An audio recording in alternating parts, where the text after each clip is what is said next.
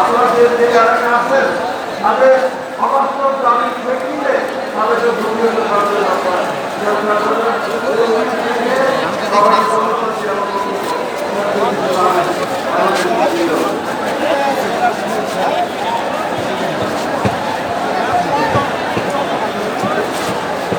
নেতৃবৃন্দ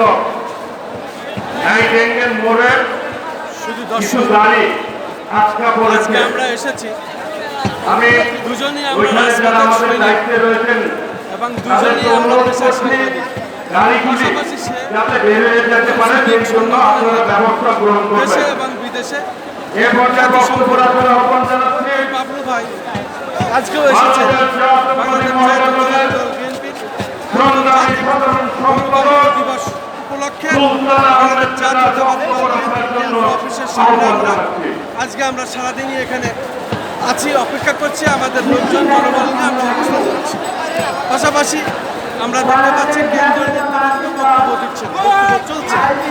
আমি এখন এই বাবলু ভাইকে কিছু প্রশ্ন করবো, যেহেতু আন্দোলন সংগ্রামী সবসময় ছিলেন এবং আজকে আন্তর্জাতিক গণতান্ত্রিক দিবসেও এসেছেন, কেন্দ্রীয় নেতৃবৃন্দ বক্তব্য দিচ্ছে। আজকে আপনার অনুবাদ কি? ধন্যবাদ। আমি প্রথমে শ্রদ্ধা করে স্মরণ করছি স্বাধীনতার ঘোষক, দেশের বহুদলীয় গণতন্ত্রের প্রবক্তা, শহীদ প্রেসিডেন্ট রাষ্ট্রপতি জিয়াউর রহমান, যার হাত ধরে এদেশে স্বাধীনতা লাভ করেছে, যার ঘোষণায় এদেশের স্বাধীনতাকামী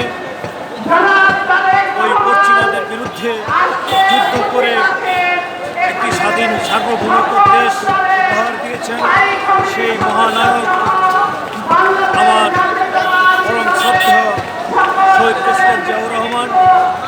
তারপর আমি আজকে স্মরণ করছি গণতন্ত্রের মানুষ এবং মা দেশ নেত্রী বেগম খালেদা জিয়া, যিনি গণতন্ত্রকে